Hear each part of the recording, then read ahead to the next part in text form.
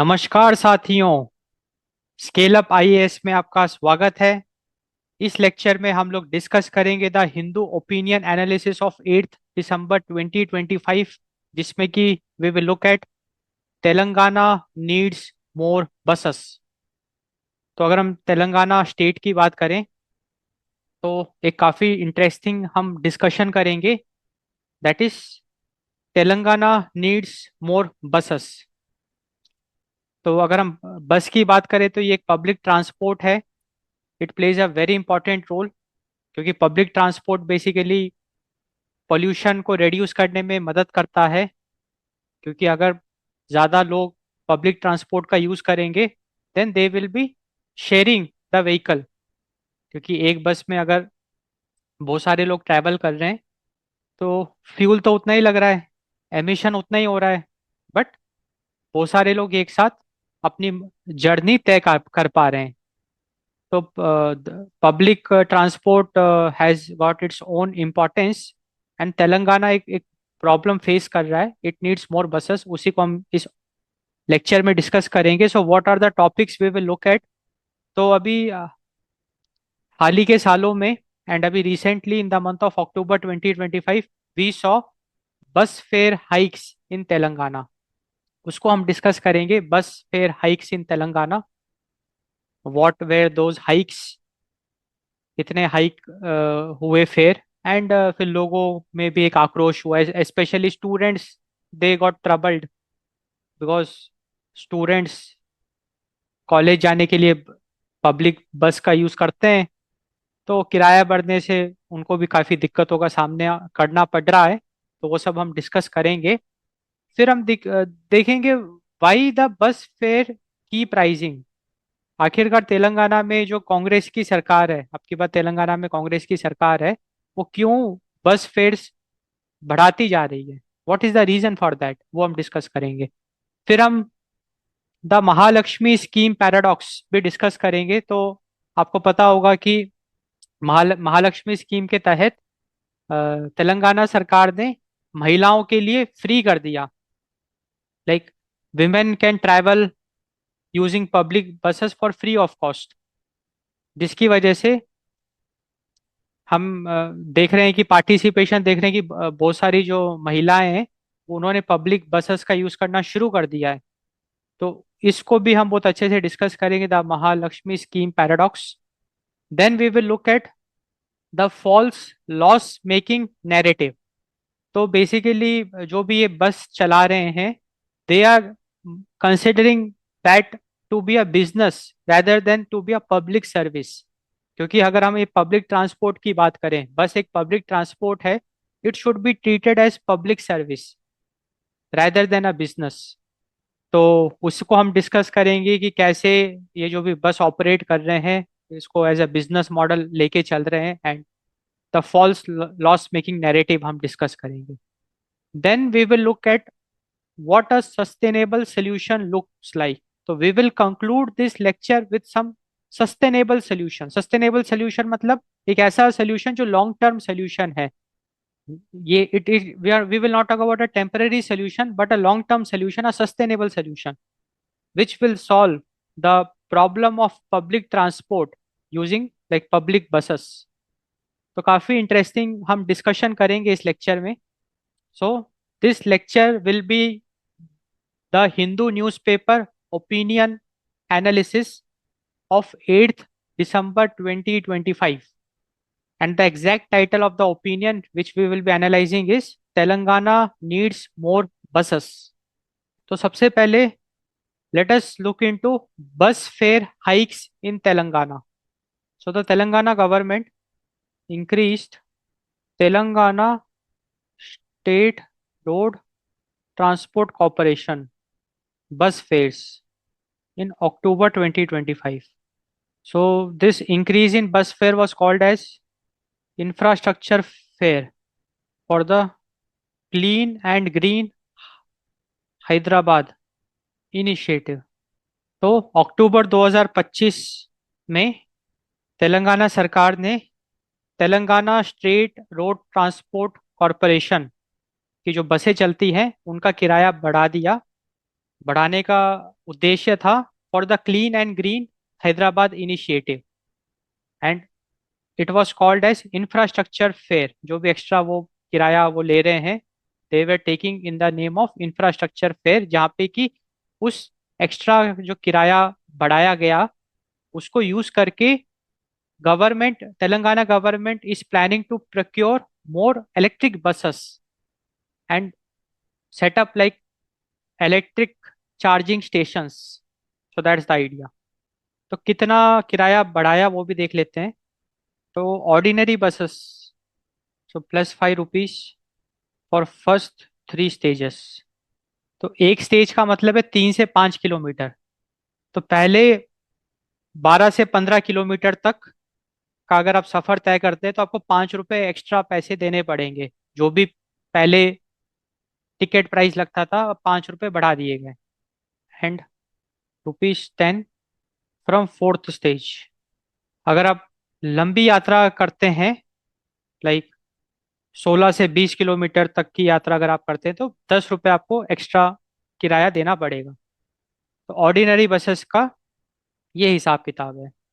अगर हम डिलक्स बस की बात करें, मेट्रो डिलक्स बस या फिर मेट्रो एसी बसेस, तो यहाँ पे भी 5 रुपये बढ़ाया गया फॉर फर्स्ट स्टेज। मतलब पहले 3 से 5 किलोमीटर की जो यात्रा है उसमें 5 रुपये का किराया बढ़ा दिया गया। एंड उसके अलावा अगर आप लंबी यात्रा करते हैं, अगर आप 5 किलोमीटर से ज़्यादा ट्रैवल करते हैं, तो 10 रुपये का किराया, एक्स्ट्रा किराया देना पड़ेगा। तो देखो, बेसिकली देखने में तो ये बहुत छोटा नंबर लग रहा है, या 5 रुपये 10 रुपये। बट आप इमेजिन करो कि जो डेली कम्यूटर है, क्योंकि देखो बस को ज़्यादातर तो जो डेली ट्रैवल करने वाले लोग हैं वो यूज़ करते हैं। लाइक किसी को अगर रोज़ ऑफिस जाना है तो हो सकता है वो बस का यूज़ करके जा रहा है। किसी को स्कूल जाना है तो जो बड़े क्लास के बच्चे हैं, 11th 12th के, हो सकता है कि वो सरकारी बसेस से स्कूल जा रहे हैं। किसी को कॉलेज जाना है ना। तो जो डेली कम्यूटर्स हैं उनके लिए ये थोड़ा सा पेनफुल है, या जो बहुत फ्रीक्वेंटली ट्रैवल करते हैं, बस का यूज़ करते हैं, उनके लिए पेनफुल है। क्योंकि ये जो 5 5 रुपए अगर आप डेली आप इसको सम अप करोगे, तो it will result into a big number. तो हमने देखा कि कितना किराया बढ़ाया गया। अब इसको बढ़ाने की वजह भी बताई गई।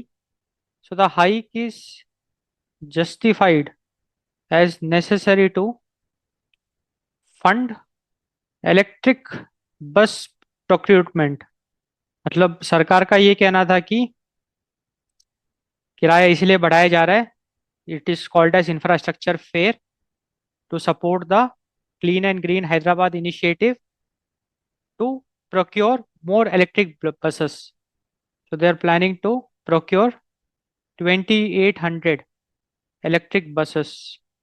The government is planning to procure 2,800 electric buses by 2027, and also to build electric vehicle infrastructure in Hyderabad. Like the government will be developing 10 new depots and 10 charging stations.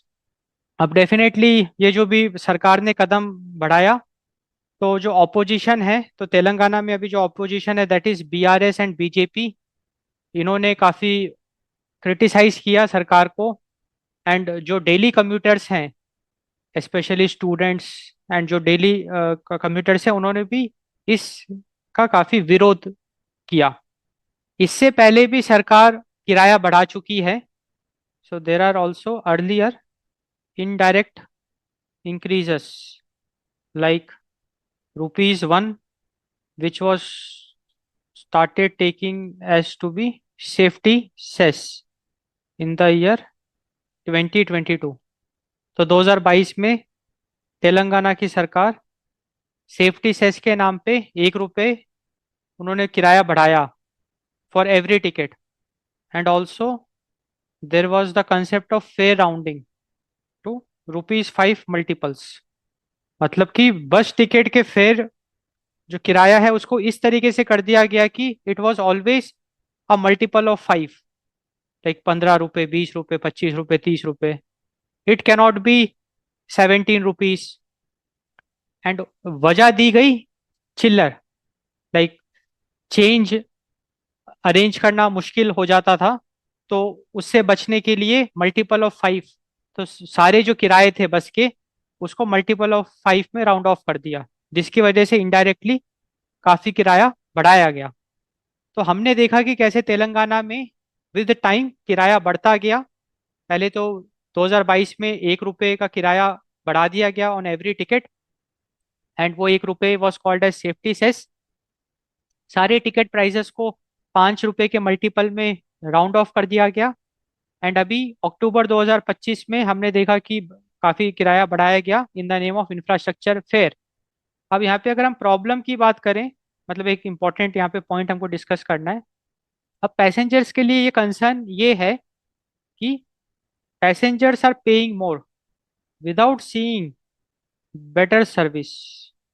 क्योंकि यहाँ पे पैसेंजर के साथ जो सबसे बड़ा इंजस्टिस यही हो रहा है कि ठीक है आपने किराया बढ़ाया, हम आपको एक्स्ट्रा पैसे दे रहे हैं, बट करंट सिनेरियो में कोई भी उस एक्स्ट्रा फेयर का यूटिलाइजेशन नहीं हो रहा है in terms of better services. बल्कि वो सरकार उस पैसे को इकट्ठा कर रही है for as infrastructure fare for a long term plan, जिसका आम आदमी को अभी लाभ नहीं मिलेगा। तो यहाँ पे ये एक बहुत बड़ा यहाँ पे एक इंजस्टिस हो रहा है आदमी के साथ, कि passengers are paying more without seeing better service. So this is like the bus fare hikes in Telangana. अब हम डिस्कस करेंगे वाई बस फेयर्स की pricing, like what are the factors. तो बेसिकली अगर हम बस फेयर की बात करें, it is a decade long neglect of public transport planning. तो ये जो भी तेलंगाना में बस फेयर बढ़ते जा रहे हैं, ये ऐसा नहीं है कि ये ऐसी प्रॉब्लम है जो तुरंत आई है। इट इज बिकॉज उसका जो प्राइम रीजन है, that is the decade long neglect of public transport planning. मतलब दसियों साल से पब्लिक ट्रांसपोर्ट प्लानिंग पे उतना ध्यान दिया नहीं गया, फोकस नहीं किया गया, जिसकी वजह से बस फेयर बढ़ते जा रहे हैं। अब हम एक एक करके सारे फैक्टर्स को डिस्कस करेंगे अच्छे से। तो पहला जो इम्पोर्टेंट फैक्टर है वो ये है, city bus fleet has remained almost stagnant for 10 years. जो पहला प्राइम रीजन है वो ये है कि जो सिटी बस की जो संख्या है वो उतनी बड़ी नहीं है। पिछले 10 साल का अगर आप देखो तो it is almost stagnant. So we have shrinking fleet. 2014 में Hyderabad operated 3800 to 4000 city buses. 2025 में that number fell to 3100। So in 2025 Hyderabad operated 3100 city buses. अब अगर हैदराबाद जैसे शहर में 2025 में मात्र 3100 सिटी बसेस है, तो ये एक बहुत कंसर्निंग बात है। क्योंकि this is like the this number 3100, it is the lowest per capita fleet among Indian metros. मतलब इंडिया में जितनी भी मेट्रो सिटीज हैं, तो हैदराबाद में सबसे कम सिटी बस ऑपरेट हो रही है, मात्र 3100। So this number is the lowest per capita fleet among Indian metros. अगर आप बैंगलोर के साथ इसको कंपेयर करो, तो BMTC, that is the Bengaluru, it operates around 7047 buses in the year 2025। तो ये एक बहुत कंसर्निंग हमने फैक्ट देखा, श्रिंकिंग फ्लीट। तो हैदराबाद में जो पब्लिक सिटी बसेस हैं उनकी संख्या कम होती जा रही है। It is a concern. And दूसरा जो कंसर्न है, that is ageing infrastructure of these city buses. So there are over 2000 city buses having cross the 15 year और 15 lakh kilometre threshold for scrapping. तो हैदराबाद में जो 3100 सिटी बसेस है, उसमें 2000 तो बस इतनी पुरानी हो गई है कि 15 साल पुरानी हो गई, और या फिर 15 लाख किलोमीटर से ज़्यादा वो चल चुकी है कि it has cross the threshold for scrapping, अब उन बसेस को कचरे में डालने की बात आ गई है। तो कुल मिला के हमने देखा कि हैदराबाद में जो सिटी बस है, it has remained almost stagnant for 10 years, जिससे कि लोगों को काफी समस्या का सामना करना पड़ेगा। लाइक अगर हम प्रॉब्लम्स की बात करें, ओवर क्राउडिंग, क्योंकि देखो बात ऐसी है ना कि जब बस सिटी बस का नंबर कम होता जाएगा तो ओवर क्राउडिंग होगा ना, क्योंकि जनसंख्या बढ़ती जा रही है, सिटी बसेस का नंबर कम होता जा रहा है, तो there will be a scenario of overcrowding. Poor frequency, लोग बार बार ट्रैवल करना प्रेफर नहीं करेंगे। There will be longer waiting times, significant delay आपको देखने को मिलेगा, मतलब there will be longer wait times, and ultimately it will lead to declining reliability. So these are the problems which are faced. अब अगर हम दूसरा एस्पेक्ट डिस्कस करें, why the bus fare keep rising, the second aspect is reduced population coverage by buses. reduced population coverage by buses का मतलब, अब लोग buses में कम ट्रैवल कर रहे हैं, rather they are preferring private vehicles, क्योंकि हमने पिछले स्लाइड में डिस्कस किया ना, ओवर क्राउडिंग का प्रॉब्लम है, नंबर ऑफ बसेस इतनी कम है, जिसकी वजह से पॉपुलेशन कवरेज बाय बसेस कम होता जा रहा है। ये भी एक बहुत बड़ी प्रॉब्लम है। So it fell from 42% to 25%, according to a study by the Hyderabad metropolitan urban development authority. तो बेसिकली 42% से 25% का पॉपुलेशन कवरेज हो गया है। तो सिंस बसेस में ज़्यादा भीड़ नहीं आ रही है, लोग कम आ रहे हैं, तो मजबूरी में बस को स्मूथली चलाने के लिए किराया बढ़ाना पड़ रहा है। और वही अगर हम प्राइवेट व्हीकल्स के आंकड़े देखें, प्राइवेट व्हीकल्स इंक्रीज 4-fold, मतलब कि 4 गुना ज़्यादा बढ़ गया इन द पास्ट 10 ईयर्स। तो 2011 में जितने लोग प्राइवेट व्हीकल यूज करते थे, 2024 में उस मल्टीप्लाइड बाय 4। तो अगर 2011 में 10 लाख लोग अगर प्राइवेट व्हीकल यूज करते थे, तो 2024 में 40 लाख लोग प्राइवेट व्हीकल यूज कर रहे हैं। तो प्राइवेट व्हीकल का जो यूज है, it has increase 4-fold, over 1500 vehicles added daily. So daily basis में हमको को देखने को मिल रहा है कि 1500 व्हीकल, प्राइवेट व्हीकल रोज ऐड होते जा रहे हैं, लेकिन लोग यूज करते जा रहे हैं। तो हम देख पा रहे हैं कि जो आम आदमी है, वो पब्लिक ट्रांसपोर्ट से हट के प्राइवेट व्हीकल की तरफ बढ़ता जा रहा है। एंड ये एक बहुत बड़ा कंसर्न है, it's a very big concern, क्योंकि यहाँ पे फिर पोल्यूशन की बात आ जाएगी, क्योंकि अगर प्राइवेट व्हीकल का कंजम्पशन बढ़ता जाएगा तो एमिशन ज़्यादा होंगे, तो पोल्यूशन फिर आएगा पिक्चर में। तो यहाँ पे हुआ क्या है, सरकार ने basically instead of strengthening buses, the system quietly pushed people toward private vehicles, and the system is now penalizing those who still depend on buses. तो यहाँ पे हमको एक बहुत बड़ा प्रॉब्लम देखने को मिल रहा है कि सरकार ने जो है बसों की संख्या बढ़ाने पे कभी ध्यान दिया नहीं, रैदर जिसकी वजह से quietly the system pushed people toward private vehicle, and जिसकी वजह से जो बस अभी यूज कर रहे हैं, उनको फालतू में एक्स्ट्रा किराया देना पड़ रहा है। Now they are penalised for using buses. अगला कारण हम डिस्कस करेंगे, that is accessibility and equity blind spots. तो basically 62% of daily trips occur on city ordinary buses. अगर हम डेली ट्रिप्स की बात करें, तो जो आम आदमी है वो सिटी ऑर्डिनरी बसेस को ज़्यादा प्रीफर करता है। So around 62% of the daily trip occur on city ordinary buses, and unfortunately most of these city ordinary buses are high floor buses. ये जो ऑर्डिनरी बसेस होती है, ये हाई फ्लोर बसेस होती है।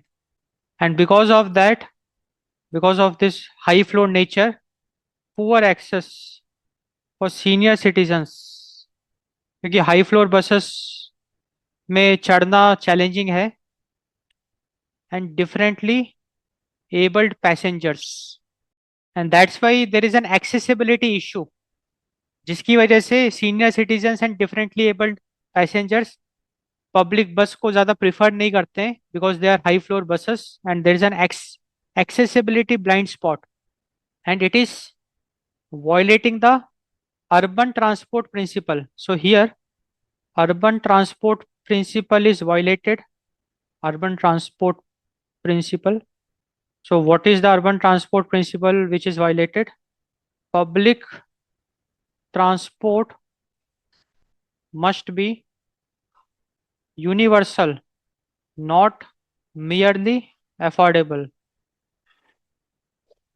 तो बेसिकली यहाँ पे अर्बन ट्रांसपोर्ट प्रिंसिपल वायलेट हो गया है। Like public transport should be universal, it should be accessible for all, not merely affordable. And ये भी एक वजह है बिकॉज जिसकी वजह से जो क्राउड है, the population using public buses, वो ऑटोमेटिकली कम होती जा रही है, क्योंकि senior citizens and differently abled passengers they don't prefer to travel on public buses, because city ordinary buses are high floor buses. तो यहाँ पे एक बहुत इंपॉर्टेंट हमको ऑब्जर्वेशन ये देखना है कि जब अगर हम इलेक्ट्रिक बस जब लेके आएंगे, जो सरकार प्लान कर रही है, it should not be high floor, क्योंकि अगर वो फिर हाई फ्लोर होगा तो फिर से सेम प्रॉब्लम, फिर से public transport will not be universal, and once again the urban transport principle will be violated, so we should take care of that.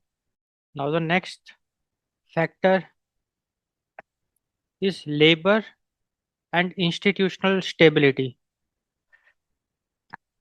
तो 2019 में we saw Telangana state road transport corporation strikes.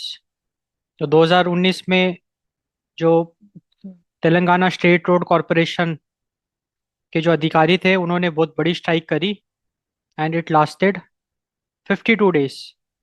52 days तक ये strike चली, and the key demand was the merger of Telangana state road transport corporation with state government. जो कर्मचारी थे उनका ये कहना था कि उनकी ये मांग थी कि Telangana state road transport corporation should merge with state government, so that उनका जो वेतन होगा वो डायरेक्टली स्टेट गवर्नमेंट से मिले, उनको एक स्टेट गवर्नमेंट का स्टेटस मिले। तो उस समय बीजेपी की सरकार पावर में थी, तो इनिशियली तो सरकार ने इस चीज का विरोध किया, like government did not supported this merger, but 2023 में मर्जर बिल वाज पास्ड। तो the merger bill was the Telangana state road transport corporation absorption of employees into government service bill 2023। So this was the name of the bill, the Telangana State Road Transport Corporation Absorption of Employees into Government Service Bill 2023. It was passed by the State Legislative Assembly on August 6, 2023. इस bill को governor का भी accent मिल गया, but unfortunately अगर current status की बात करें इस बिल की, it is still not implemented. Despite the bill got passed and approved by the governor, it is still not implemented, and unions still they remain unrecognized, जिसकी वजह से अगर हम कॉन्सिक्वेंसेस की बात करें, क्योंकि ये जो बिल है ये चुनाव से जस्ट पहले पास करा गया, तेलंगाना में चुनाव हुए उससे जस्ट पहले ये बिल पास किया गया, बट अब सरकार बन गई वहां पे, बट अभी ये बिल इम्प्लीमेंट नहीं हुआ है, and definitely it has got some serious consequences, like जो कर्मचारी है, वर्कर्स, उनका मोरल डाउन हो गया है। Worker morale suffers, operational efficiency declines. We saw the decline in operational efficiency because worker का मोटिवेशन डाउन है।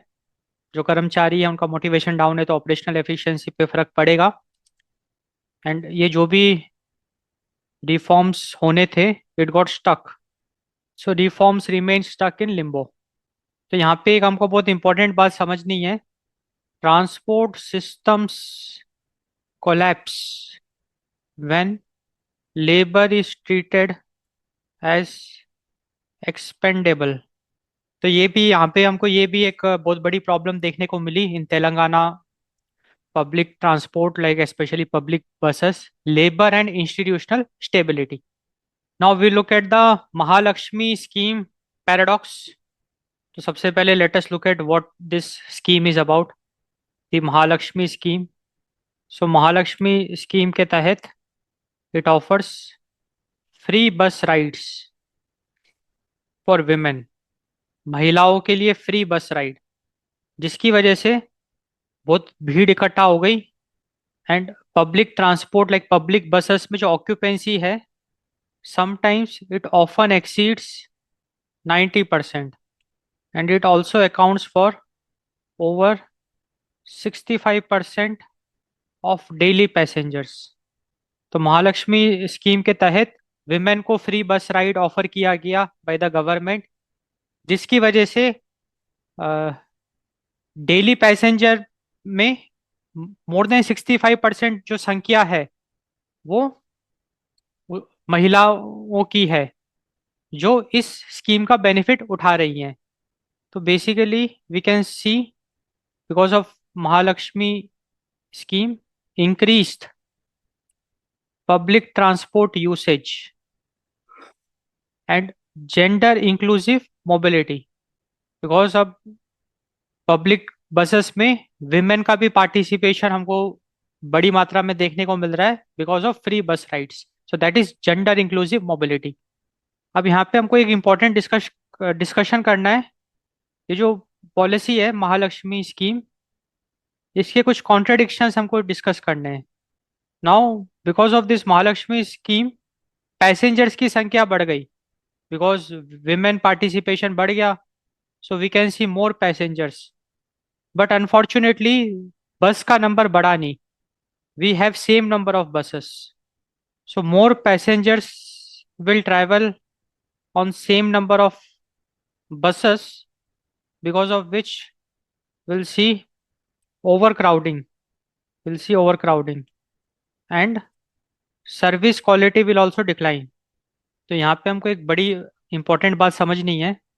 अ welfare scheme needs capacity augmentation, क्योंकि अगर वेलफेयर स्कीम हम लॉन्च कर रहे हैं तो कैपेसिटी भी उस तरीके से हमको बढ़ानी है, not just political intent.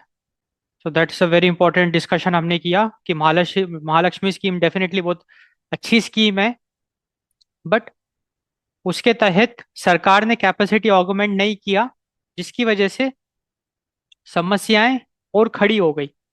And इसीलिए हम कह रहे हैं कि तेलंगाना नीड्स मोर बसेस।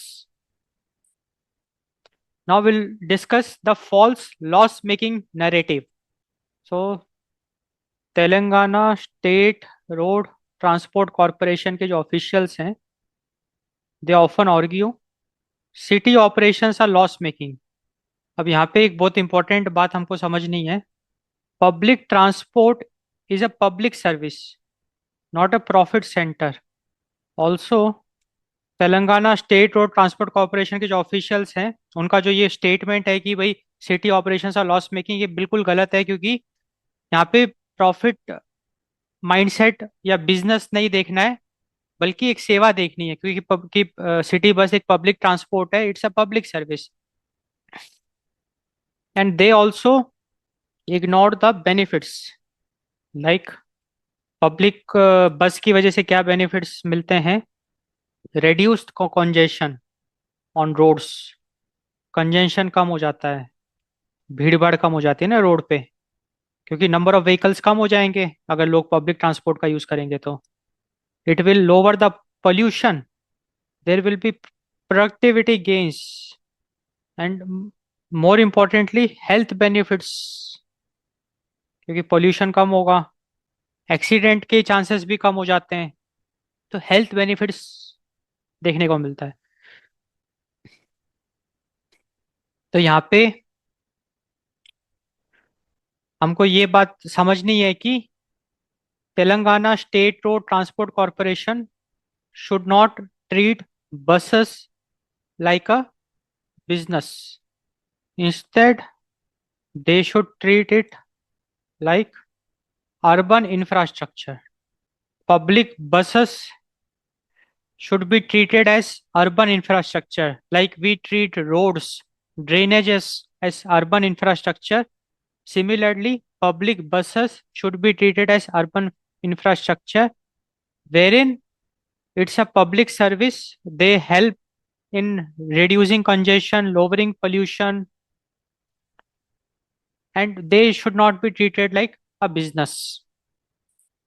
अब हम डिस्कस करेंगे what a sustainable solution looks like. So the whole issue we are discussing is not just about fares or electric buses.